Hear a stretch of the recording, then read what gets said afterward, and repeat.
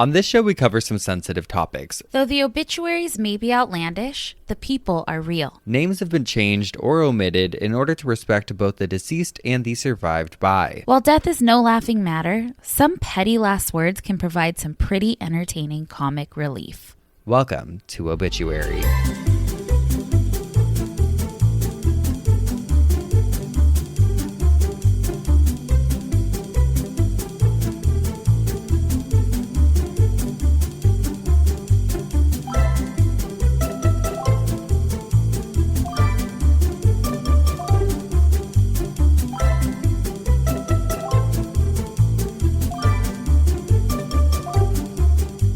Welcome back to Obituary. I'm Spencer Henry. And I'm Madison Reyes. And this one goes out to all the lovers in the audience tonight. Happy Valentine's Day, lovers. Happy Valentine's Day to the Geoffs, the Geoffs. We are your Cupid, and we're just shooting little arrows into each and every one of your hearts today. Oh, we hope that you guys find true love or leave the people that aren't bringing you true love. Wow. Okay. Yeah, if we learned anything from our regrets episode, it's that life is too short. Life is too short, and live life for you. Live, laugh, and love. Oh, baby, we did it all last weekend.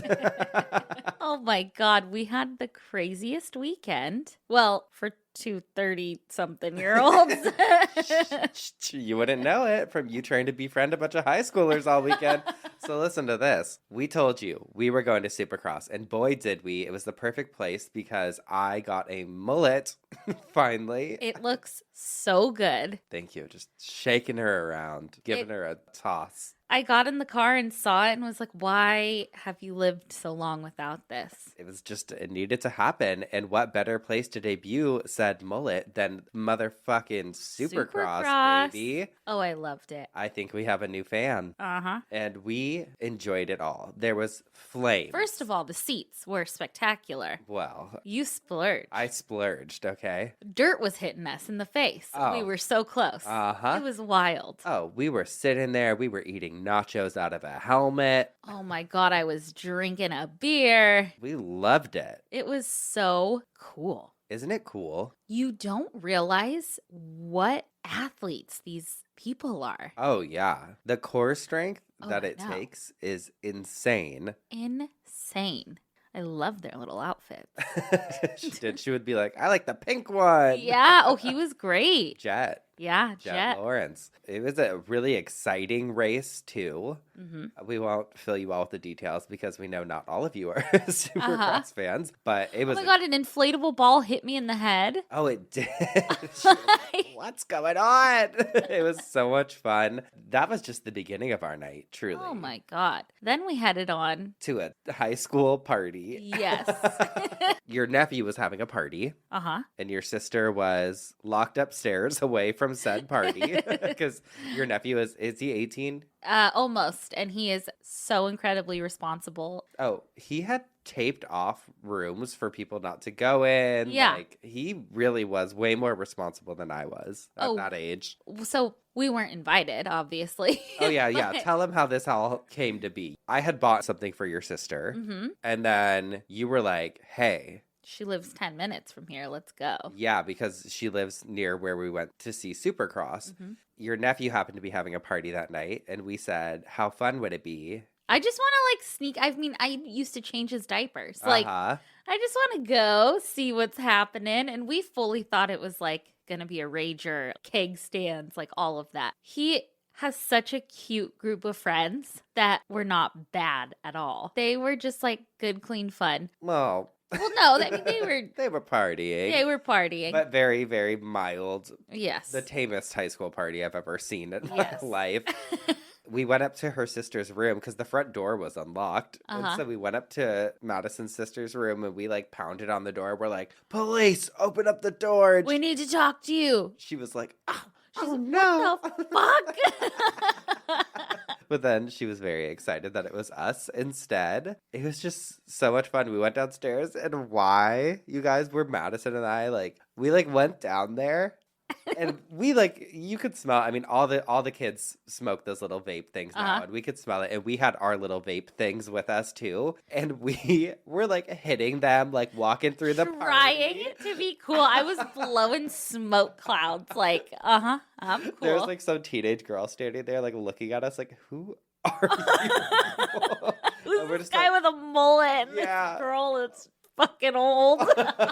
They're just who are they? But we're hey guys, we can hang. We can totally hang. We're cool. Oh my God. Oh. It was so fun. So cute. We're He's so Ma. sweet. He came over and hugged us. He's hey guys. We're just. I love him. We're okay, it's time for us to go. Mm-hmm. We didn't overstay our welcomes, which is truly the sign of a cool older relative. Just hey, popping in. How you doing? Well, then we went to In-N-Out and we're should we bring them all burgers and fries? And then we were they're going to be no. so sick of it. And it also, I feel they weren't even on that level where they would have loved it. No. They were just so tame. We would have just been weirdos showing up with food. We thought about it though, but we did have another teenage encounter there because Madison just was in a friend making, I don't know if it was the beers or what. We were sitting outside.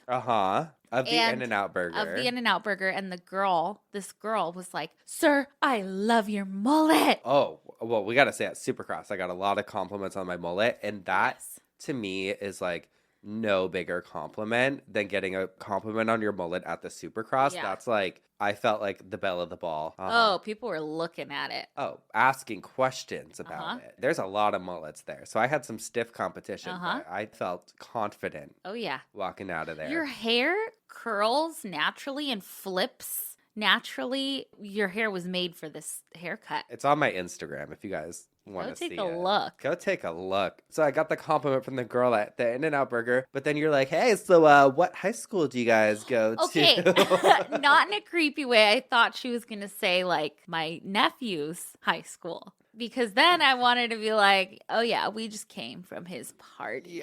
Yeah. Talk him up. That's not what happened. This girl's I went to blah, blah, blah Christian school or something. And you're oh, okay. and then tell me why. They were asking, they're oh, are you guys in college? Oh, I loved that. We said, honey, I've never seen a college before, and Madison's been out of it for 25 years. You told her, oh, I'm 32, and she was oh, I would have thought 31 and a half. I was I'll take it. I will take it. I think she just dragged you a little She bit. did drag me, and then they were talking about Supercross. I overheard. By chance, yeah. And I turned to them, I'm that's where we just were. Oh, Madison was listing off the racers. She's oh yeah, Chase Sexton took it. You see Tomac fall? Yeah, they were he fell, and I was oh honey, they all fell. Yeah, it's okay, that's enough.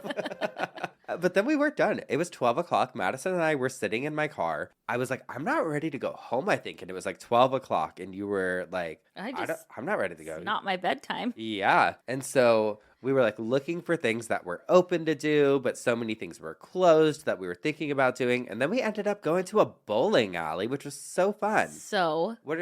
It's the Irvine Bolero. No, it was Tustin. Bolero. Fun. So fun. I haven't bowled in ages, and I love bowling. I've got my own custom shoes.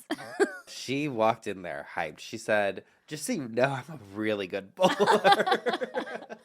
It's one thing I'm good at. Well, I beat you all the 3 times. You did beat me all 3 times, but I'm terrible at bowling, so I don't know what that says about you. But I do love the bowling aesthetic. I think it's a vibe. Mm-hmm. I think it's cool. Mm-hmm. And I'm ready to go back. I would love to. Yeah. I truly would love to. We got to start a bowling league. We could get shirts that say Geoffs. Yeah. And then, the next day we were back together again. We were? Yeah, we went to Home Goods, remember? And that lady was trying to talk to you about cornhole, the game. And you yelled out, good luck with your cornhole. No. This lady almost ran me over with her cart, ran up behind me in an aisle, and then started talking. And I'm oh, is she talking to me? And she's you want to know what a great game is? And I'm who is she talking to? And I turn around, And she's fully talking to me. She's like, this game, what is it called? What is it called? I'm like, oh, that's cornhole. And then, she You just were kept not talking. having it, though. She almost ran me over, Spencer. You were like walking away from her as she was trying to explain the game. And then Madison screamed out at her, good luck with your cornhole. Oh, I said, I love a cornhole. You said, good luck with your cornhole. And the employee at the store started laughing and gave you a thumbs up.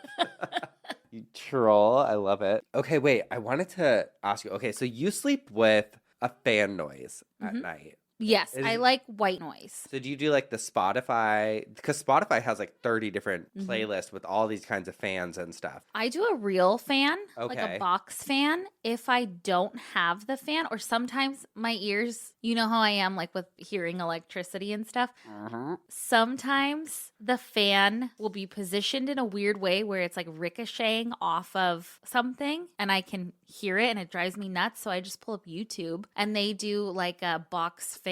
You know, Spotify like 8 hours. has box fan playlists and stuff. I don't have Spotify yet. Tidal doesn't have that, baby. I've got YouTube Premium, so I don't have ads. Well, I thought of you, though, because I saw this video online that was, like, talking about green noise. And I was I just know white noise No, and listen. brown. Oh, I know now. Okay, tell me. Well, I don't know all the differences. Okay. I mean, they just are at different frequencies and whatnot. Okay.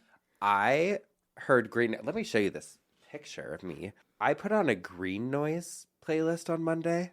Can I hear it really quick? Yes. What green noise is? But I have to tell you, I have never been so relaxed in my life. I woke up from a nap. Let me show you. Like this. You look like you had a lobotomy. Yeah, that's how I felt afterwards. What? Yes. I mean, it may have also been because I'm getting over a cold right now, which you guys can probably hear at home. But I was knocked out. Hold on. According to Wikipedia, so there's white noise, which is a signal or process with a flat frequency spectrum. Pink noise has equal power in bands that are proportionally wide. Brownian noise increases frequency. And then there's green they're noise. all kind of the same. Green noise, the mid-frequency component of white noise used in halftone dithering. So it's kind of almost like waves and wind. That's too much for me. I don't like it. I don't like that. I love it. It's like a relaxing. When I listened to all the fan ones, I was listening to all of them. I listened to pink noise because I wanted to see the different ones after listening to green noise. But I loved it because I had this image in my head that I was on a boat, a parked boat, like a docked boat on this little island by myself. It was nighttime and I was just listening to the outside and I loved it. Oh. That's what I do. No, I'm just a green noise girly, but I thought of you because I was like, you need that to sleep. See, I still fall asleep to television every night because it's just my comfort. It's just what I like. I have that on a timer every night, and that's how I fall asleep. I can't do anything but. But I took a nap, which is a real rarity. I know, for me. a real rarity for but also, sure. I think it was like my first day of being sick. Yeah. And I was like, Oh, yeah. By the way, he's sick again. Yeah. I'm sick again. I got a cold this time, but this time it's been nothing. It's really just been like allergy-ish. Yeah. Wait, going back to sleep and relaxation, we got this email, I think, yesterday or a few days ago. I was just looking through them, and it's so short, but it's the best email we've got. Read it. This woman brought up some very good points, and you'll understand we're going to apologize after. This is from Darlene. She says, "Hi, Madison and Spencer. First, let me say I am a new listener thanks to Elena and Ash from Morbid recommending your podcast. That being said, I was a little upset about your remarks about waterbeds. I am a 71-year-old great-grandmother, and I have been sleeping on a waterbed for the last 50 years, not the same one. I love, love, love the way it makes me feel. I love the gentle motions. The only thing I didn't like was when I got totally smashed and thought I was in the deep blue sea. Talk about being sick. Keep up the good work, but lay off the waterbeds. And for that, we are sorry." Speak for yourself. I refuse to be an apologist. I stand by it. I don't like it. There's something mysterious about it. It's fine. Do you. You know what, Darlene? I get the worst motion sickness. Just walking gives me it. Like I get nauseous very easily. So I could not do a waterbed, but if it rocks you to sleep and you love the gentle motion. Darlene, if it rocks your world. Okay. All right. You know what? You're a great grandmother. You've had some children because of that waterbed, probably. So hats off to you. We respect the hell out of you. The motion of the ocean, baby. Hopefully some of you get to spend your Valentine's Day on a waterbed. Oh, I know. I love it. We're sitting on the washing machine. You know what I don't love? Some assholes. Some assholes. Okay, well, we have one asshole today, and I will explain why. One cornhole. One cornhole. And it says, am I the asshole for not wanting to adopt my dying ex-girlfriend's child? Okay. I, 31-year-old male, met my ex-girlfriend, 29, on a dating app 7 years ago. She had a son who was 6 months at the time, and she was with multiple guys and ended up pregnant, still doesn't know who the bio father is. Okay. But it wasn't that much of an issue since she seemed like a great person and we had a lot in common. Love that. Mm-hmm. After a few weeks of chatting and talking online, we went on a first date and had a great time. After that, we just started hanging out whenever she could, and shortly after, she introduced me to her son. A few months into our relationship, we moved in together to save money since both of us were renting at the time. Which, pause, that's never a good reason to move in with someone. I started helping take care of her child whenever I could, and we really grew fond of each other. He even started calling me Papa, and we just went along with it since my girlfriend didn't mind. Okay, so this is after some time we've gotten acquainted. Almost 5 years into our relationship, she told me that she wants to break up because I became boring, was not an active person like I used to be. We used to go on hikes and travel around the country on weekends, and that I worked too much. It was a rough time after that, and I had a hard time accepting it. Although not as hard as having to explain to a 5-year-old that he'll no longer be seeing his papa. Aww. But I managed to get over it after a few months, found a better job that allowed me to work remotely, and had a lot of free time, so I managed to explore a few other countries. I like it. Like you're like, all right, well, I'm getting back on it without you. A few days ago, I got a call from my ex. She said that she's sick and in the hospital. They removed one of her breasts, but recently they found a tumor in her other breast and will need to have it removed as well. She's scared that she might die if it doesn't work out and asked me if I would be willing to become her son's legal guardian and adopt him since she has no one else to ask. I live a different lifestyle now, travel a lot, invest in myself, so I told her that I can't do that. She told me that her son misses me and would love to see me, but I said no again, and she started crying and calling me names before cutting the call. I talked to my sister and parents, and they told me that it's a fucked up thing to refuse it after all those years I spent with them. I feel like trash now. Am I the asshole for not wanting to adopt my dying ex-girlfriend's child? Ooh, that's such a horrible situation to be in. It's tough. I don't think he's an asshole because that's his choice, of course. He hasn't been in the kid's life in a few years now, right? Because of the mom. She was like, you need to cut that. But I just think about that little boy. Uh-huh. Oh. Tough predicament. So tough. But also, she's not dead yet. Well, right? we have an update, which is why I wanted to do this one, because it's a two-parter. Okay. So it says, thanks everyone for the messages and responses. Quite a few have asked for an update, so I thought I'd make a quick one. After I made the original post, I spent a bit thinking. I reached out to her friend trying to get some info. She didn't want to say much and told me that I should come over. I ended up going. Uh-oh. My ex and her friend were there. The kid was at school. Honestly, felt completely different than I was expecting to feel. Anyways, she had the other breast removed, quickly found out that it spread, and she was just starting with her therapy. Ex suggested to stay until the kid returns. I remember what you guys said, but I just couldn't do it. I stayed because I just wanted to see. I'm assuming people were commenting on the first post, like, just stay away if you're not going to be part of the kid's life. I guess some of you were right about him remembering me, or not.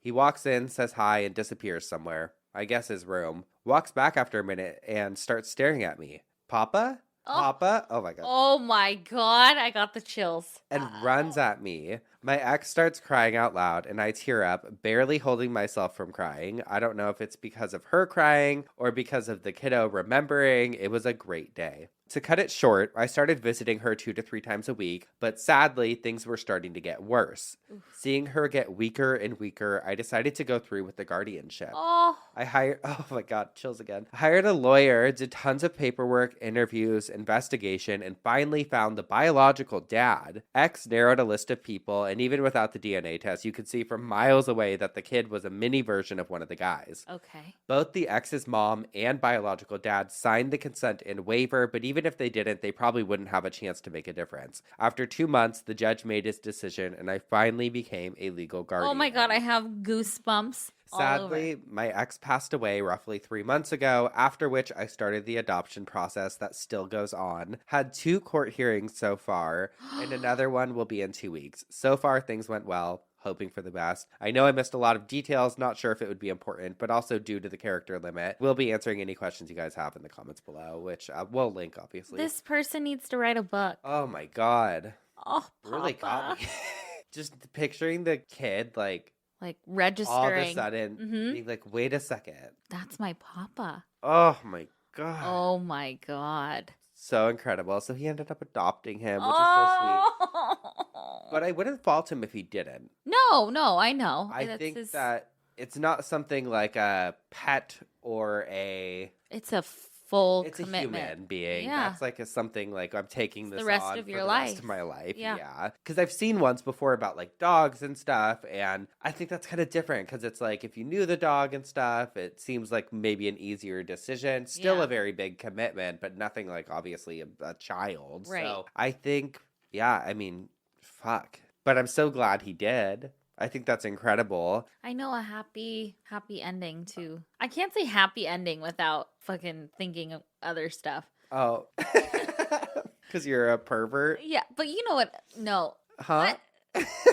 Hi. Welcome back. Well, I'm up first this week. Moving on. Do you got a side bitch for us? I sure do have a side bitch for the world's oldest living person who actually just passed away recently. Oh, prove it. How old were they? 118. Okay, they were up there. They were up there. So they were the oldest current living person. Well, as of... Well, not anymore. Yeah, not anymore. Alrighty, this is from the New York Post. The world's oldest living person who enjoyed chocolate and a daily glass of wine died early Tuesday. French nun Sister Andre was 118, which gave her the crown for oldest person across the globe in April 2022 before her death this week. She was born as Lucille Brandon on February 11th, 1904, the same year Theodore Roosevelt was elected president, and was a teacher and governess who looked after children during World War II. She then spent almost 3 decades working with orphans and taking care of the elderly at a French hospital before she became a Catholic nun in 1944. Living through the Spanish flu pandemic of 1918, she easily fended off a bout with COVID-19 in 2021. She tested positive for the virus at her nursing home, but didn't show any symptoms. At the time, she said she didn't mind dying when asked if she feared COVID. No, I wasn't scared because I wasn't scared to die. I'm happy to be with you, but I would wish to be somewhere else. Join my big brother and my grandfather and my grandmother, she told France's BFM television. She was crowned the oldest person by the Guinness World Records after Kane Tanaka, Japan, died in April 2022. Tanaka was 119 years old at the time of her death. While living well into triple digits, Sister Andre still indulged in sweets with chocolate, a guilty pleasure of hers. She also had a glass of wine every day with a staff member at her nursing home, speculating it was her longevity secret. The nun's spokesperson said her death happened at 2 a.m. local time. There's great sadness, but she wanted it to happen. It was her desire to join her beloved brother. For her, it is freedom. She was at the St. Catherine Labour nursing home for more than a decade before she died. Rest in peace. Rest in peace, girly. You really did live. And that was literally from... last week. Yeah, January 17th. Wow. January. So almost made it another birthday. I know. Only a month away. Yeah. Crazy. Well, should we take a little break and then get into some coffin spinning? Let's do it. We'll be right back. And we're back. Spencer, what had you spinning? Let me actually take a sip of my McDonald's Diet Coke that we ordered. I asked for a McFlurry and you got me a Diet Coke. I said nobody's having a McFlurry in this house. Oh, I just wanted one. Just like a little afternoon I'm like a strict pick-me-up. mom. I I'm know. Like, nope. You can't actually have that. You can Until after dinner.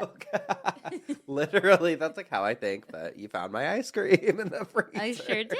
Okay. Okay, let's get into it. Girly, were you baptized? Actually, funny story. I was the only child in my family who was not baptized. Okay. I remembered that right. My grandma was a devout Catholic and baptized me in the bathtub. Yeah, so you got the bathtub baptism. Yeah. Okay. You're the baby of your family. Yes. All of my siblings, except for my youngest sister, were baptized. Okay. There's something to be said about the baby. Not getting baptized. You just kind of, I feel like they're like, we don't need to do it. Again. We're not even religious. And we're always shit, the babies. I know. I always tell her, I'm like, I'll miss you when you're in hell. Oh, yeah, like you're not going to be there. Please. I got a one-way ticket to heaven, baby. Okay. Okay, but did you know you can still be baptized after you die? How? What? Oh, baby. Baptisms for the dead, also known as vicarious baptism or proxy baptism, commonly refers to the religious practice of baptizing a person on behalf of one who is dead, a living person receiving this rite on behalf of a dead person. Okay. Or it says deceased person. I don't know why I said dead. Well, it's interchangeably. tomato, honey. Come on, potato. This is something found mostly in the Church of Jesus Christ of Latter-day Saints. Jesus Christ.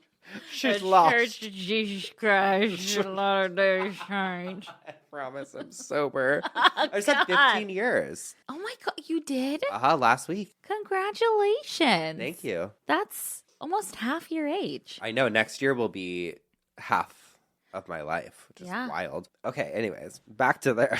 Back to Jesus Christ over here. I'd like to thank Jesus Christ. Okay, well, you know what? This is the Mormon Church. Well, hey, listen. They like to be specific. Okay.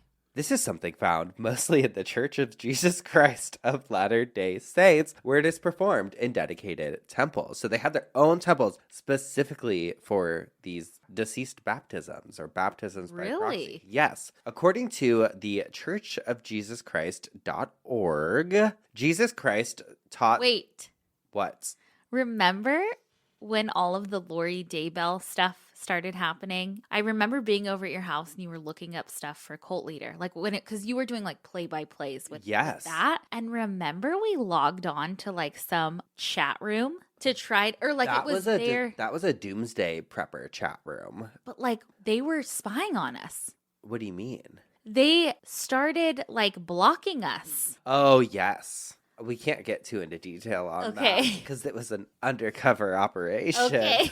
But yeah, saw a lot of weird stuff on there. Yeah. It wasn't anything like tied to religion. This was like a very extreme chapter that I wouldn't even associate with Mormonism. Yeah. Just to make that clear, we don't think, do whatever you're going to do. No, yeah. But they were fucking insane. Yeah. And like thought the world was ending right now and like doomsday prepping and stuff. Anyways, there's extremists everywhere. But according to churchofjesuschrist.org, Jesus taught that baptism is essential to the salvation of all who have lived on earth. Many people, however, have died without being baptized. Others were baptized without proper authority. What is that? Well, they weren't authorized to baptize you. So you were probably baptized without proper authority. There was no priest in there. That's true.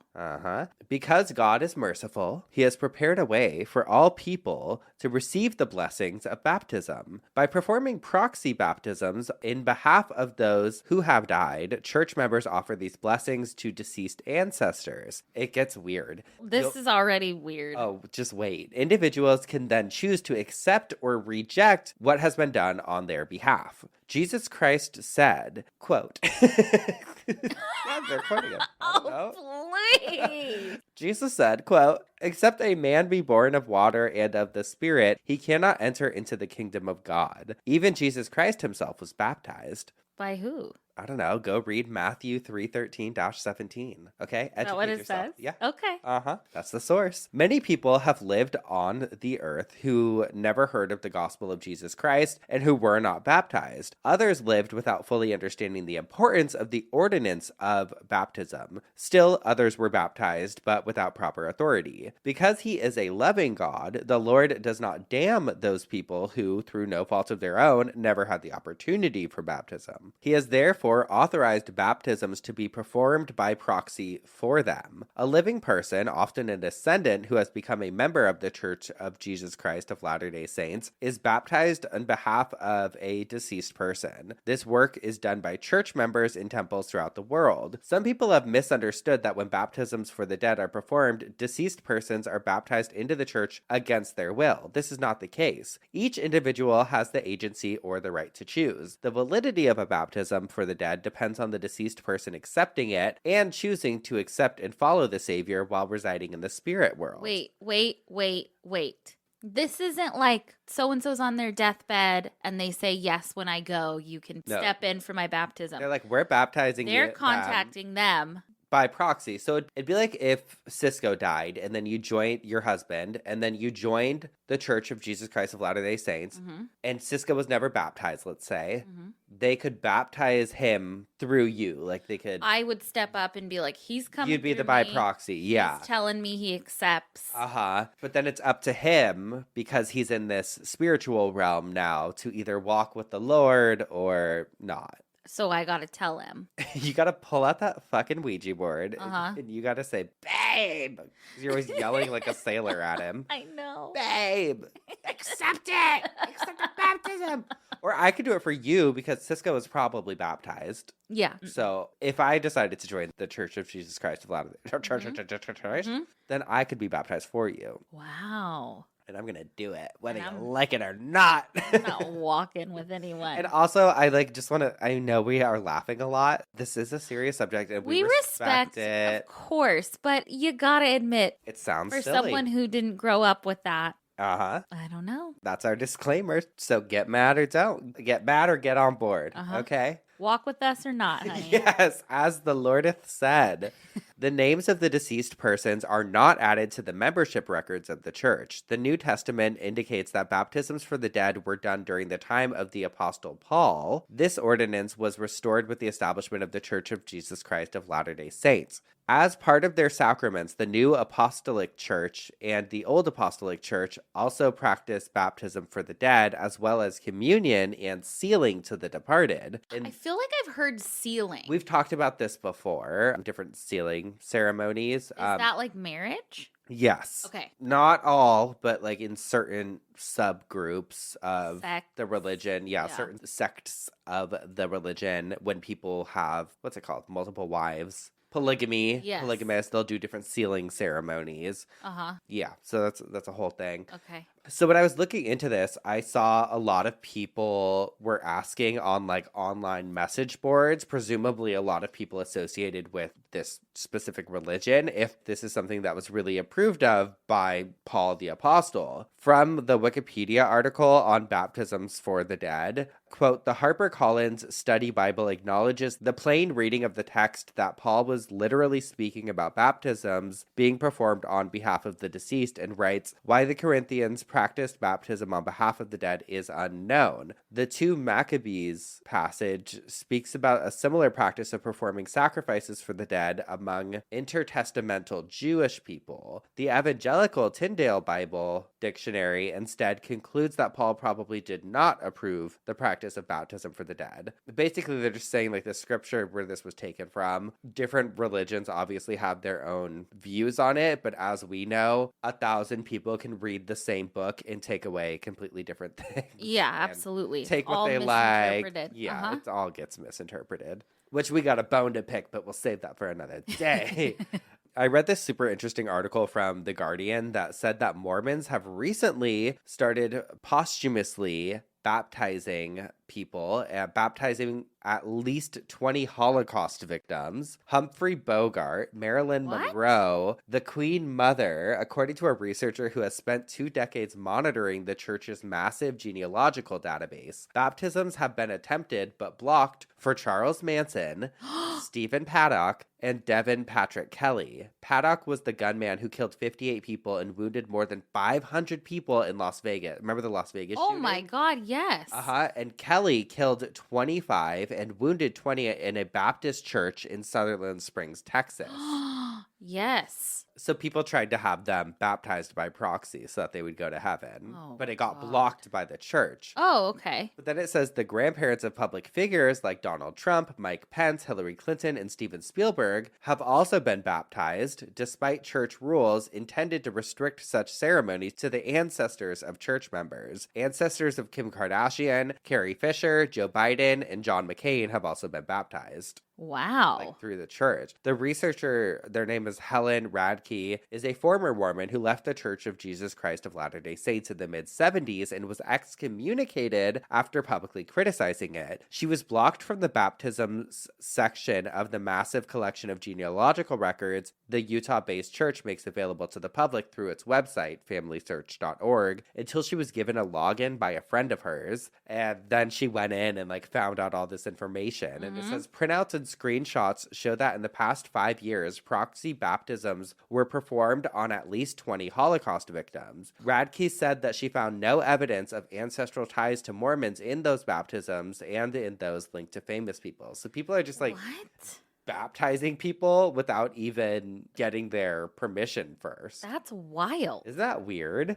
And no links to Mormonism. No. Her discoveries will bring new scrutiny to a practice that has become a sensitive issue for the church. In a statement, the church acknowledged the ceremonies violated its policy and said they would be invalidated. It had created safeguards in recent years to improve compliance, it said. The requests for baptisms for such figures as Manson, Paddock, and Kelly were blocked and flagged as not ready or in need of some more information. The Church of Jesus Christ of Latter-day Saints is the only major religion that baptizes the dead, and the ritual has contributed to struggles to combat what it says is the mischaracterization of its beliefs. Then this is fucking important, so listen. Proxy baptisms do not automatically convert dead people to Mormonism. Under church teachings, the rituals provide the deceased a choice in the afterlife to accept or reject the offer of baptism, which I understand, and it's a lot more innocent than just pulling out a dead body and being like, we're baptizing you and we're forcing you to be a part of this. Yeah. You know, I understand. It's with good intention, and I want to make that clear too. I do believe that. I don't think anyone's doing this out of ill will. It's I believe in this so much that I want you to have that option in the afterlife. Okay. Which I'm fine. If anyone wants to do that for us, okay. Well, okay. Sure. Give us the choice. If you put it like that, yeah. Well, I just don't want people to think we're shitting on it because I think every religion's a little crazy. I don't. Yeah. No, absolutely. The ceremonies first really drew public attention in the 90s when it was discovered that they were performed on hundreds of thousands of Holocaust victims, which that feels I do disrespectful because, yeah. I just feel like you should have permission. I know. It's Or just hard. mind your own business. Yeah. Such baptisms reopened wounds from Jewish people being forced in the past to convert to Christianity or face death or deportation, Jewish genealogist Gary Mokotov said. In 1995, after discussions with Mokotov and other Jewish leaders, the LDS Church established a rule barring baptisms of Holocaust victims, except in rare cases where they were direct ancestors of Mormons. It also barred proxy baptisms on celebrities. I just thought that was so a weird pop culture interesting thing. Yeah. Kim Kardashian or other people are being. I would feel, even though I personally don't believe in it, I would be like, don't fucking talk about my grandma or try to contact her and offer her that. And when you think about all of the people all over the world who were forced to convert to certain religions, it does feel fucked up to be like, okay, well, we're still gonna do it. Yeah. Okay. Yeah. I think for us, it's easy to be like, oh, do whatever for us because we don't really have strong beliefs in any sort of organized religion. So we're kind of nonchalant about it all. Yeah. But if you had really strong beliefs, I could see it being offensive. Yeah. For sure. Absolutely. There was a new attempt to baptize the Holocaust survivor and Nazi hunter Simon Wiesenthal, which LDS officials flagged as needing permission. Hawkins said that showed the safeguards were working. So, like, they're starting to ask for permission for things now. The Simon Wiesenthal Center previously asked that its namesake, who died in 2005, be removed from the database, said Rabbi Marvin Heyer, its founder and dean. Heyer said that he planned to repeat the request. They may mean well, but this is his quote, "It's insulting to Jewish people, and it would be insulting to Mr. Wiesenthal," Heyer said. "He lived a life of good deeds and doesn't need any assistance in getting to heaven." Posthumous baptisms are performed at the church's 159 temples around the globe, mostly by young people. Members are escorted to a decorative baptismal font resting on statues of 12 oxen. An adult or older teen male reads a short prayer, and the member, representing the dead relative, is immersed in water. Each baptism is recorded in the database. At a conference this year, LDS leaders stressed the importance of proxy baptism, saying God wants all his children home again, in families and in glory, and encouraged young members to get involved. The church has nearly 16 million members worldwide. So, I mean, yeah, maybe something's working. It feels like cold calling the dead, you know? Like, oh, cold calling the dead. That's right? Great.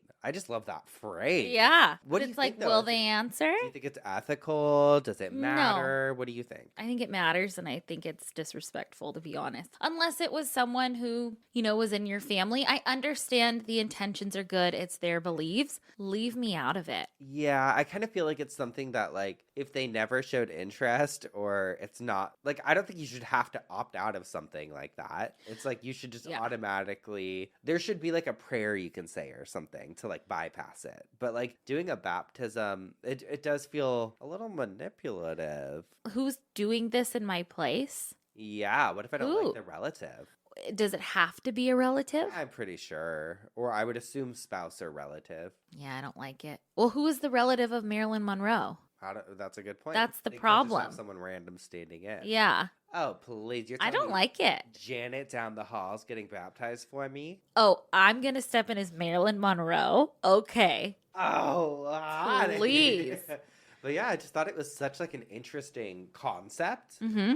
And again, I don't think there's bad intent behind it, but I do think it's disrespectful. The only thing, and maybe it's because I'm watching so much Salt Lake City Housewives and this season, most of them either were practicing Mormons or are currently. One of them has tried to get out of the church and have her name and everything taken out of the database, and she had to like sign this thing. The Bob, the blonde. Yeah, Whitney. And I hear her stories about it. It feels like, okay, they have 16 million members, right? Yeah. And that is counting the posthumous baptism. So truly, who knows? So it does feel like, yeah, look we've got all these members. Well, they all throw around numbers. Every organized religion throws around numbers. And I'm like, we're not picking on just them. No. We'll pick on all of them equally. Yeah, we're coming for all of you. Okay? No, listen, we respect what you respect, but as always, leave other people alone. Mm-hmm.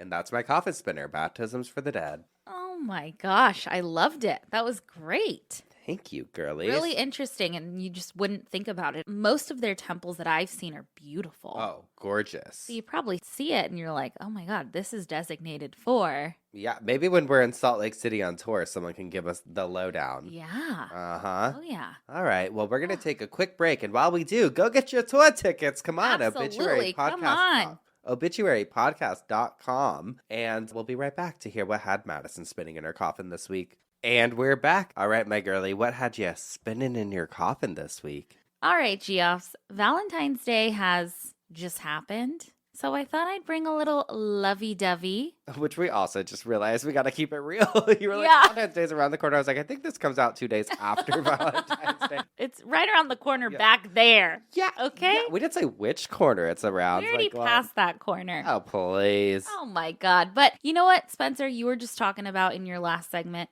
Leave me alone. Don't do any weird shit to me, right? Yes. Well- Leave my body alone. I am going to go the opposite route and talk about some romantic things. Baby, lock them doors and turn them lights down low. not too romantic, but we're talking about fucking, okay? Okay, we're going to talk about fucking, okay? Yep. We absolutely are. Mm-hmm. Woo! No, I'm not super romantic, to be honest, or I guess like in the normal sense. I don't need gifts. I don't need big romantic gestures, but I think that this is romantic in a way, and it is companion plots and people who are buried together. Oh, what a commitment. Talk about commitment. Talk about a companion plot, my God. Want to talk about a commitment. Now, there are different types of plots you can buy at the cemetery. There are your single plots, probably the most common type of plot, obviously. It's your basic grave plot for one. Then there are family plots, which I think are actually really sweet. But as we know from some Am I the Assholes, things can get complicated when you have spouses involved. I mean, Spencer, I think you just did an Am I the Asshole a few weeks back about like the wife doesn't want to be buried in the new plot. Oh, yeah, the ex-wife is there. Mm-hmm. So, it's a hard decision to make. Definitely. Third, you can purchase a plot that is primarily for your cremated remains, or many cemeteries will just let you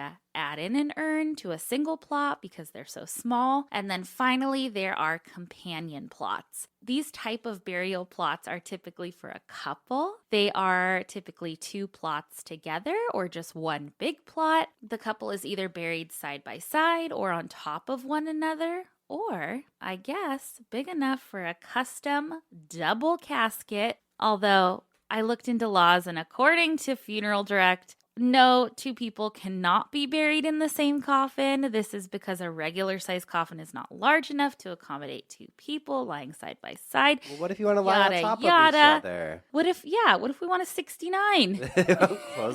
Hard to close the lid. I know. But there are some exceptions, and I want to talk about those. I also want to talk about some famous burials of people together, not necessarily in a casket. Huh. Okay, so love it. Let's dive into this. First, we have the Lovers of Modena. Is that vaccine? The jab? That's the Lovers of Moderna, okay? Okay. So in Italy in 2009, a pair of skeletons were discovered by archaeologists in what they believe to have been a war cemetery. However, it was just dirt and some plots. But these skeletons that were found were believed to be from either the 4th or 5th century CE. What the hell is CE? I know. I was hoping you would know. I don't know. Yeah, that's Christ everlasting. Christ everlasting Christ. Hold on. We're gonna find it. Centenarian era. Is that what it means? Centennial era. I don't know. Girl, I'm just guessing. Just guessing my way through life. Okay, it means chemical engineer. Okay. What? Oh, common era. Oh, please. The most common one. All right, so 4th or 5th century common era. Uh-huh. What made these skeletons so famous and how they got the nickname Lovers was because they were buried right next to each other holding hands. And my God. I have the picture for you here.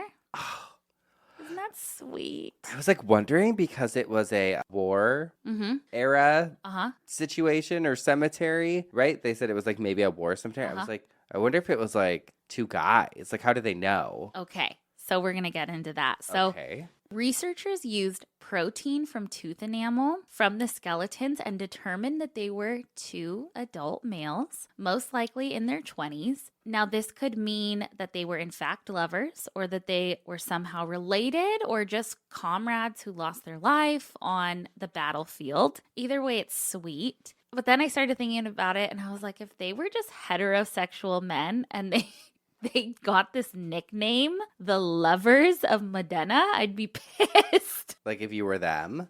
Yeah. I mean, be comfortable with your sexuality, that it wouldn't matter. Oh, that's true. Well, And you're homophobic? No, God, no. In my fantasy is that they were like Bill and Frank from The Last of Us and just dying together. Do you want to talk about a tearjerker? You want to talk about crying. Even my husband losing it. God. So sad. Beautiful. Next, we have lovers of Valdero. In Italy again, only 2 years earlier, the Valdero lovers were found. Archaeologists discovered a pair of skeletons laying down, facing each other in fetal position, embracing each other in their arms with their legs intertwined. Okay, this picture you're showing me, it looks like fake skeletons. No, they're the real deal, honey. That's the real ones? The real ones. Nice skeletons. Beautiful, I know. Really beautiful. After some research, they were determined to be male and female, probably not older than 19 or 20, and they are 6,000 years old. Oh, happy birthday. Happy birthday. The two were also buried with like flint knives and a blade and an arrowhead. Many people believe that this young couple was probably sleeping outside and froze to death, embracing each other, trying to keep each other warm. However, it is most likely that they were placed together after death, and there was no incidents of like a violent death found. Archaeologists did not want to disturb them or unlock them from each other, so they took the whole slab that they were underneath with them too. I know. Keep them together. They look really happy. They do. I mean, I know they're skeletons, but some skeletons look scary or worn down. They look like smiling, happy. So similarly in Greece, the embracing skeletons of Aleppo-Trypa were found, and they were a pair of skeletons spooning in a cave. And they were determined to be in their early 20s, a male and female. They're roughly 5,800 years old, and archaeologists don't believe that they were arranged posthumously. Their cases of death are unknown, but at the time and in that area, I guess anemia was a very prevalent cause of death. Because of, I guess, animal meat was scarce. I picture, too, though, like spooning in a cave. Like, you're probably just trying to keep warm. Yeah, absolutely. Last for the skeletons, we've got the Hasanlu lovers, and these are my favorite, Spencer. In 1973, an archaeological team found a pair of skeletons in an ancient city in Iran. The pair died together around 800 BCE, which was about 2,800 years ago. Before the Common Era. Before the Common Era, without any evidence of injury or disease, but most likely died from asphyxiation because they were hiding from invaders and from all the smoke. Raiders came in, were burning the city down, basically. Okay. This one is probably my favorite because they're facing each other. So there's skeleton 1. He's laying on his back with his arm around skeleton 2. Skeleton 2 is on their side with what looks to be like their hand on the skeleton 1's face. We'll obviously post all these pictures, but it just kind of looks like they're laying in bed and skeleton 2 is giving skeleton 1 a kiss. It's so cute. It's so cute. Skeleton 1 was determined to be a male, most likely in his early 20s. Skeleton 2 is in their early 30s, but their gender has been up for debate. And originally, they were determined to be female, but then ultimately determined to be male. They're cute. They're so cute. So sweet. Let's get into double caskets. This is my favorite story. It's of Aunt Easter and Uncle Sog. So the only place I could find this story, I've seen the picture everywhere. The only place I could find an actual story on it was on calebwild.com. It's like a blog, Confessions of a Funeral Director, and it's actually great. He had an article from the Madison County Musings from spring of 1987 that talked about Aunt Easter Johnson Eubanks and Uncle Sog Eubanks. A story reported that was actually from the 1930s. Easter and Sog were married, and they had around, I believe, like 10 children. Oh, shit. Well, it had nothing to do back in those days. Yeah, or they raised 10 children. All right. On October 15th, 1937, Aunt Easter died. I guess she had been fighting an illness for a long time and died in the home. Well, Uncle Sog was not having it, and he started praying. He's like, I'm going to bring her back? No, he was praying for death for himself. Oh, my God. Well, his prayers were answered because a few hours later, he was dead too. Broken heart syndrome, baby. Broken heart syndrome. Then that story takes us to the local coffin maker, George. He got the news one by one. I guess first someone came down, brought over the news, hey, Easter's dead. And Easter's gone. All right. A few hours later, Uncle Sog is dead too. He bit the dust. George had a helper with him named Tommy who brought up the idea of a double coffin for them. And George said that he had never done that. He'd built coffins for everyone, but never a double one. So he thought about it for a while and then decided it was a great idea. And once the double casket was done, it was delivered to Easter and Sog's home. Now, the article is a little shady and says, quote, "At the home, the bodies had been prepared, but the man who had been asked to shave Uncle Sog was unable to do so until he braced himself with several stiff drinks. The frail body of Easter, weighing no more than 80 pounds, and the tall, thin body of Sog were placed together in the double coffin in front of their house, and some pictures were taken. The picture that is shown here shows El Dorado Eubanks, one of Sog's brother, standing behind the double casket. Because of the strong devotion that was shared by Easter and Sog, their united burial in a double casket would be long remembered by all who attended the simple ceremonies at Griselco Cemetery. Today, a double stone with a glass-encased picture of Easter and Sog marks their resting place in the quiet, tree-bordered cemetery overlooking the Lawlers Creek Valley in Madison County. And this is their picture together." Oh, I love it. That's a double wide, baby. They probably could have put them in one regular. I could have fit another one in there. Yeah. My God, gave them some room for air. They are resting. And see, if I just saw that picture, I'd be like, he killed him. He did it. It looks like a hunting picture or something like this. Yeah. Is a prize. These are my trophies. Uh-huh. Mm-hmm. Oh, my But people also didn't smile in pictures. We know. Oh, yeah.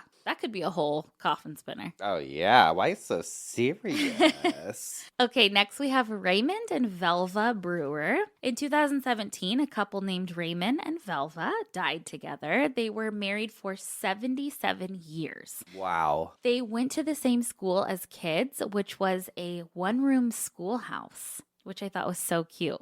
You know, like a one-room schoolhouse? Uh-huh. Have you ever been to Knott's Berry Farm? I have. With you. Oh, yeah. Plenty of times, They have a one-room schoolhouse there, and it's crazy to walk into it. That's where Madison went to school. Where she went to preschool to college. Yeah. She got her degree in brambleberry pie and roller coasters, baby. Oh, hell yeah. Love it. An article on them from Inside Edition says, in the 4th grade, he made a lasting impression when he jabbed her with a hot poker from the school fireplace and left a scar. She married me to get even with me, he told a reporter. I wouldn't trade him for anybody. He's so good, she said. Raymond was 97. Velva was 96. Raymond died first. Velva held his hand until the end, and when he died, Velva cried and said that she couldn't live without him. 30 hours later, she passed away, and their children decided to bury them together in the same coffin. They asked the funeral director and were able to do it, and I don't think that they would want it any other way. Yes, together for life, babe. Now, not all double burials are for couples. The most recent double casket I found was from 2021, and it was for 2 sisters. Oh, you know what I was thinking of? I kept thinking of Lovey and Dovey. I know. I'm like, they would have loved this. I know. Oh, Lovey and Dovey. Lucia and Emma were sisters. Lucia was 10, Emma was 4, and they died tragically in the Surfside, Florida condo collapse. Oh my God. Do you remember that? Yes. Well, it was not that long. It was I know. Like 2 years ago. Yeah, it was terrible. Their parents also didn't survive the collapse, but the family decided that the sisters should be buried together, and they were side by side in a beautiful white coffin. Oh my God. I know. I definitely want to be buried with the dogs. Yes. Yes. Or a family plot. I like that. Family plot. Okay. Well, what about me, though? I feel like we have to be together. At least in the same cemetery. Yeah. We'll be like... But you want to be like cremated. Sprinkle you on me. I love it. Right? Just like I'll put it like a pile of me by your nose. Yeah. Perfect. Snort me in the afterlife. That's only after I have you baptized. Oh, God. So you have to go first so that I can baptize you by proxy. Oh, my God. Imagine being dead. And embarrassing. I'm like, hey, we got a call for you. And it's like, hello. Hello, this is the Mormon Church. And we're baptizing you. Oh. Would you like to walk with Paul? Well, I didn't know where else to go. I've just been floating in this spirit realm forever. I'm fucking tired. Yeah. Sure, yeah. Take me home. Country roads. God. Oh my God, I love it. So beautiful. And such a good Valentine's Day episode. Yes. Or coffin spinner. I know, it's sweet.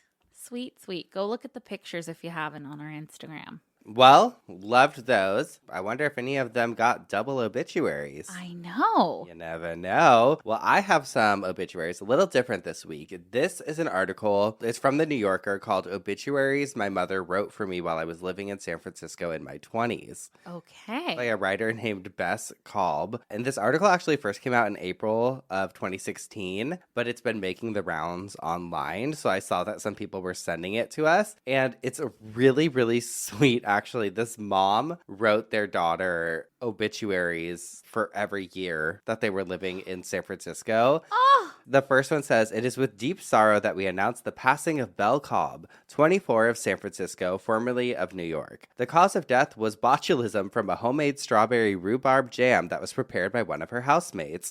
The housemate, Aviva something, holds a degree in, I kid you not, modern culture and media. She certainly had no formal training in sterile canning and preservation. If the kitchen in this quote-unquote co-op where the jam was prepared looks anything like it did 6 months ago, there's a compost decaying right there on the counter next to the sink. Bess is survived by her brother, who once looked up to her." Wait, so the mom would just send these funny ass obituaries? Every year. Oh my God. The next one says, "We mourn the death of Bess Cobb, 25, beloved daughter and sister, who passed away late yesterday while hiking in the middle of nowhere with no cell phone reception. A product of Manhattan, Bess had no awareness of wild animals, so when she inevitably encountered a bear/coyote/mountain lion, apparently no longer nocturnal due to ambient city light, which she'd known if she'd read the article I sent her, she may as well have had a giant sign around her neck that said dinner. It also could have been sunstroke that did her in. She had a fair complexion like her mother." Wait, I can totally picture, like, I'm sure the daughter went out on a hike and the mom was like, oh, absolutely not. Tells you what to watch for. Yes. There's a few more in there, but I'm going to read the last two. It says, "Today we said goodbye to Bess Cobb, beloved daughter, sister, and former reader of serious books. After years of living in the Bay Area, her brain essentially atrophied beyond the point of return, forcing us to make the brave decision to let her slip away peacefully. Shortly after the end, Bess spoke with genuine enthusiasm about a TED Talk, a pat distillation of zeitgeisty subject spewed by some billionaire narcissist in a headset, accompanied by inaccurate line graphs. Weeks prior, she had used the word impactful in a sentence. In lieu of flowers, donations in her memory can be made to the Bess Cobb Fund for Adult Illiteracy." I love this woman. This is so good. The last one says, "Bess Cobb, 28, died immediately upon entering Burning Man with a new boyfriend, Travis or Trevor. There were no remains." Those are fucking great. Those are so good. I'll link the rest if you guys want to read it. I don't want to read the whole thing because I don't want to get sued by the New Yorker. Oh, okay. Alrighty. I love it. That was incredible. Who you got? Oh my gosh. I've got Mad Dog. Oh, hey. Okay. We got a Mad Dog we know. I know. Mad Town. Mad Town. Mad Town. Give me Mad Town. I held her tit in a picture at the Magic Mike. I know. All right. Jim D. Mad Dog Sellers. I was born March 3rd, 1954, to John and Sally Sellers and passed to the other side on May 22nd, 2018. I retired from Southwestern Bell Telephone AT&T in 2017 as a manager after 33 years there. I loved storms and storm chasing and made numerous national presentations on local severe storms and emergency communications. I was also an amateur radio operator and was the regional coordinator for the National Weather Service program. I was a member of the American Meteorological I can't fucking say it. Damn it. Meteorological Society, the National Weather Association, and the Telephone Pioneers of America. From 1974 till 1979, I was a reserve Springfield police officer. I'm survived by my son David and his wife, daughter, grandkids, brother, sister, a ton of people. Here are some final thoughts on my life. I remember our old house at St. Louis Street, The smell of the old colonial bakery, the traffic down Route 66 that ran 50 feet from my front door. I remember the first jet I ever saw, seeing a B-36 bomber in the U.S. having 48 states. I remember the 1960 Winter Olympics we had in our snowy backyard, sitting with Dad watching the satellite echo one flash through the night sky, watching Dad and brother John building their Heathkit radio. I became an ice cream dipper, a butcher, a policeman, a phone man, a weatherman, a storm chaser, and a fair softball player. I was married twice, divorced twice, and became a father, grandfather, and stepdad. I loved my exes and they loved me too. I was lucky like that. My kids and grandkids are awesome and beautiful. My brother and sisters luckily have remained my friends. They took damned good care of me. Aww. I loved a few girls and lost them, lost family and missed them all. I had a few tryouts with the Reds, Phillies, and Cardinals. I was either too drunk or too hungover to do much good, but I had fun. I played softball for 28 years. I played with and against the best and worst in the world. You can self-identify. I won't embarrass you here. I hit a few home runs, but made a lot more outs. Since I was a kid, I was always intrigued by the weather. I saw my first tornado in September 1975 and my last 30 years later. Lately, I couldn't go and see them anymore, but I helped out with Skywarn and helped my friends in emergency management across the Ozarks and the National Weather Service. I liked all kinds of weather: rain, snow, sleet, hot, cold. I really didn't care as long as I was here to see it. That's a good outlook. I know. My first 50 years were pretty much okay health-wise. The last years, not so much. Got too sick to work in 2006.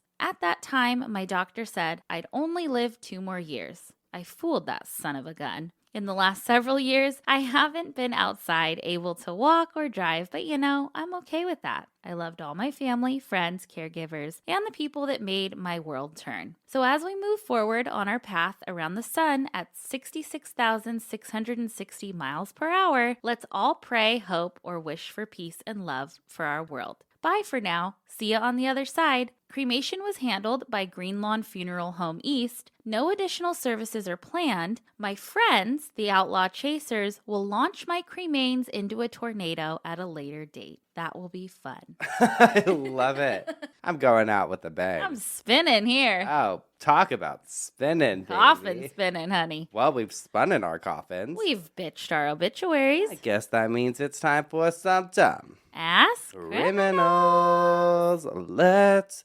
fucking do it. Just do it. Okay, wait. We've got a real shitty situation on our hands. Oh, no. Tell me. Or should I say on the floor of a No. Florida Joe's Crab Shack? You know Joe's Crab Shack? We went there. I know him. No, we went there for my dad's birthday when I was like 13. They made him dress up like Little Red Riding Hood and ride a pony around. Bill? Yes. He said he almost ran out the front door to the parking lot and left us there. I cannot imagine him cooperating with that. I swear to God. Madison's father is like the most serious man. Uh-huh. He is not one for tomfoolery. No. I love it. Well, here's another story for you about Joe's Crab Shack. This happened in Fort Myers, Florida. Surprise. Fort Myers police are searching for a pooping perpetrator caught on camera breaking into a Joe's Crab Shack on Saturday. According to a Fort Myers Police Department Facebook post, the incident happened around 2:30 a.m. at 2024 West 1st Street. Surveillance video shows the man squeeze through a small broken window to get into the restaurant, and then the alleged suspect stole several items, including alcohol, and then defecated on the floor before he left, but not before grabbing a Joe's Crab Shack hat off the shelf and wore it as he walked around the restaurant. Oh, no. Fort Myers police are asking anyone who recognizes the man to contact them or submit an anonymous tip to Southwest Florida Crime Stoppers. I have pictures. Wait, the lady in front of us at Supercross was wearing a Joe's Crab Shack hat. Was she? Yeah. Oh my God. He looks young. I know. He put the hat on and what'd you picture? I don't know. He Not looks that. way too young to defecate on the floor of a Joe's Crouch. Such a fine dining Or to restaurant. just have given up on life that hard, I guess. Hey, listen, we all give up sometimes. I know. But it's faith and by proxy baptisms that get us through. You're right. You're right. Who you got? All right. I have a Valentine's Day themed one from an article in Mental Floss, 10 weird crimes that could only happen in Florida. I'm sorry, Florida. We'll come visit you eventually, Yes, I promise. We will. We have no qualms about coming there. We would love to. I've been to Florida many a times, many Yeah. different parts. I've been to Boca Raton, I've been to Orlando, I've been to Fort Lauderdale, I've been to Miami. Okay. I've made my rounds. I've not, but I wouldn't be opposed to going. Okay. All right. So this says, we've all heard stories about bad first dates, but Namiha Millen has them all beat. She met Casanova extraordinaire Donald McGee Jr. for their first date after the two had exchanged text messages a few times. After a long getting to know you walk in a park in Boynton Beach, Florida, they waited in her car for McGee's brother to pick him up. Feeling the deep personal connection between the two of them, ever romantic McGee made his move. Oh, what'd he show her? He pulled a pistol from his pocket and told her to get out of the car. I've had worse dates. So have I. It says McGee took off and played hard to get, leading police on a brief chase. Before losing control of the vehicle, he was charged with carjacking with a firearm, marijuana possession, fleeing police, driving without a valid license, and robbery with a firearm. Next time, just bring flowers, man. God, I fucking imagine. Could you imagine? Well, I went on a first date. Ran into some friends, and my friends' friends, who I didn't know, asked if I was babysitting. What? He was like 10 years older than me. And they thought you were babysitting him? yes, Why? he was little. Which one was this? I don't know if you know. Tell me the name. I don't remember. We went bowling. Oh, was it me? And I got another guy's number. On that. Oh, you've told On me that that. date. You've told me about Like getting a him. hoe. Oh, whatever. Good. Hello. I said, yeah, I'm babysitting. Oh my God. Well. Well? Oh my God, Well, wait. we have a lot of packages. We're not going to be able to. You're all our Valentines. Yes, we got a lot of Valentines. I don't think we can open all of them this episode, so we'll save some for next week. Okay. Madison has handed me a package. Never prepared with like a knife or anything. I know. Okay. It's nice and gift wrapped. Oh my God, how cute. Yeah, I know. What? OMG, here is your goddamn gavel. We love you from Katie and Kristen, North Carolina. Geoffs, are you kidding me? Are you fucking kidding me? Oh my God. Open that shit up. I'm trying. My hands are shaking. I'm too fucking excited. Jesus We're Christ. gonna bang them. Not the Not the little. base. A base and a gavel. Are Oh you? my God, bang it. Bang it. Oh my God. We are bringing this on tour. Here's your fucking gavel. My God. Order in the court. Oh, baby. Oh my God. Thank you Oh my God, you guys. so much. Shout out again. Thank you, Katie and Kristen. Thank you, Katie and For Kristen. fulfilling. This is the first gavel that we've fucking gotten. We asked for so long. And the name, we're going to name the gavels. That's Katie and Kristen. This is Katie and Kristen. No, I'll die. I'll die. Is it a gavel? Wait, this one is from Kristen, Another Kristen? but maybe it's the same Kristen. North Carolina? It just says Georgia, the Honorables, Spencer and Madison, judging all the non-Geoffs. With love, Kristen. What? Wait, okay, so then should I call mine Kate? I think it's a different Kristen, but should we call mine Katie? Wait. Yeah, that's Katie. This is no way. This is fucking engraved, bitch. With what? It says the Honorable Spencer and Madison, judging all of the non-Geoffs. With love, Kristen. Look at that. Oh my God. Kristen, you are an angel. Hold on. Innocent. Innocent. Guilty. Order in the court. Oh my God. You guys should not have given us these. Oh. We each have our own now. Look at how cool that is. That is sick. And it is staying in our, well, it's coming on tour with us. I don't know if we're allowed to bring it on a plane. And it will be in our office for the Am I the Assholes now. I fucking love it. I am so excited. Oh my God, thank you guys. Thank you. Well, no need for more gavels, but there might be some on the way. There's some other packages. Bring them here. all. Thank you so much, Kristen, and Katie. You just made our fucking lives. These are our first gavels that we've ever had. Oh my God, we're going to be banging. Oh, we... Yeah, I mean, I guess so. The gavels. Well, don't forget to buy your tickets to come see us live in person if you want to see these luxurious gavels moving. You want to see my gavels, honey? It's going to cost you. Oh, yeah, baby. It's going to cost you $35 a ticket. 85 or 75 or I don't know. We don't know. Get your tickets to see us live in person at obituarypodcast.com. You could follow along online on Instagram and Twitter at obituarypod. Check out on TikTok at obituarypodcast.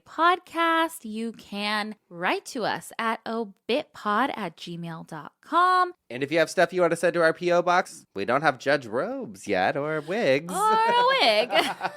Or you can send it to P.O. Box 18149, Long Beach, California, 90807. And that's it for this week. We'll see you next week for some more coffin spinners. Obituaries. And dumb-ass criminals. Order in the court. Goodbye. Bye.